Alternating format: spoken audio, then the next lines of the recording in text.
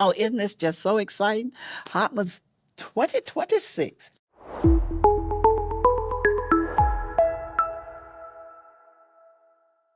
Hello, and welcome to today's Tuesday Tip. As we were getting ready to record this, we got some good news. Navigate received HUD Notice H 2025-03, which was issued May the 29th, 2025, extending the HOTMA implementation date to 1/1/2026. However, we want to say that your HOTMA information has to still coincide with your tenant selection plan and your EIV policies and procedures. Those were due March the 1st, 2025. So you still have to have the tenant selection plan and the EIV policies and procedures updated with your HOTMA information. With the absence of those two documents, you will receive a finding. So don't get that confused with the date being pushed back. We're still going to look at the tenant selection plan. We're still going to look at the EIV policies and procedures. With that being said, take a break.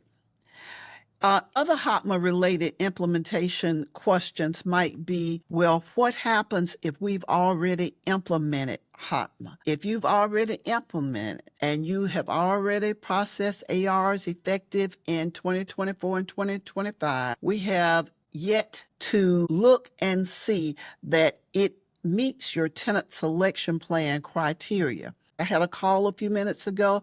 The lady said, well, we've changed our medical information. If you've changed anything to implement any part of HOTMA, even though the implementation date has been moved back to January 1 of 2026, you have to have that information written in your tenant selection plan. So don't forget that. If you don't have it in your tenant selection plan, you will receive a finding. Also, it needs to be in the residence file. Any portions of HOTMA that you have implemented needs to appear in your resident file, and it needs to tell what part of the notice that you are using so that the reviewer can clearly understand what you're doing and why you're doing it. Isn't this just so exciting?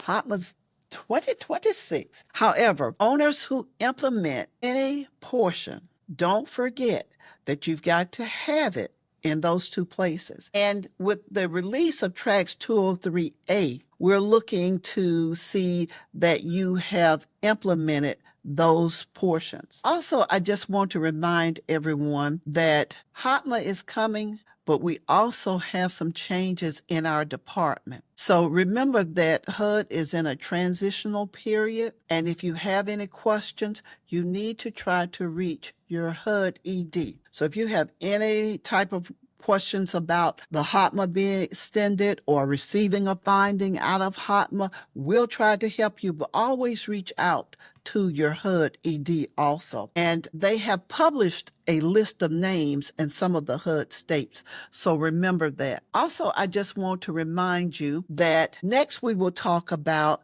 forms. We don't have a HOTMA lease yet. We don't have a lot of the HOTMA forms. You remember the 9834 has to be rewritten. The 9887 and the 9887A were put out there for questions. So we're still waiting on a lot of forms in order for us to implement HOTMA fully. With that being said, there are some forms that HUD has released. They have updated the VAWA forms. The forms that have been updated include the 5380, which is a notice of occupancy rights under the Violence Against Women's Act, the 5381, which is the model emergency transfer plan for victims of domestic violence, dating violence, sexual assault, and stalking.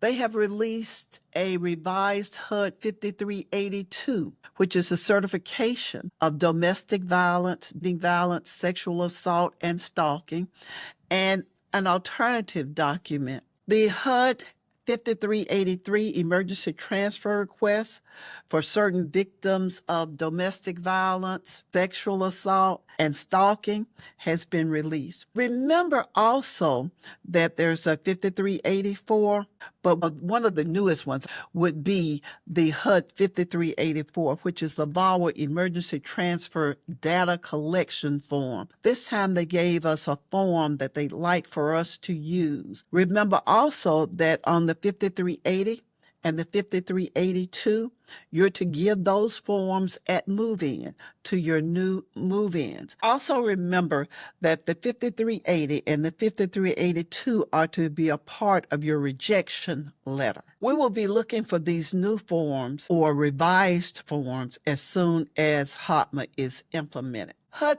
updates to the forms offer a clear language, much clearer, stronger confidentiality measures, and a new data collection component.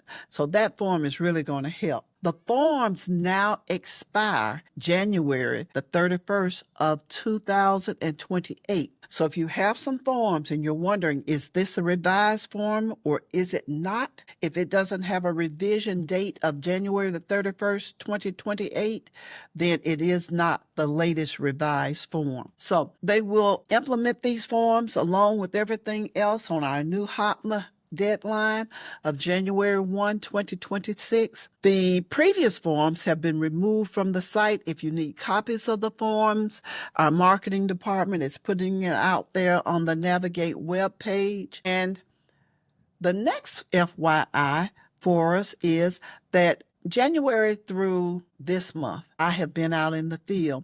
While I was out in the field working, I noticed that there are some owners and agents who have not updated the COLA as soon as they could or haven't done it at all. Remember that HOTMA did give us one good thing, and that's that as soon as Social Security announces, and they usually announce it annually in October, the COLA amount, you can begin to use that COLA amount to figure the income for your residents that are receiving Social Security and SSI benefits. And with that in mind, since we have to send a 120-day letter to the residents, you will have plenty of time to calculate their income. The new HOTMA requirements are effective the day after Social Security Administration's announce the COLA. You're required to factor in that COLA amount, and those instructions are in the HUD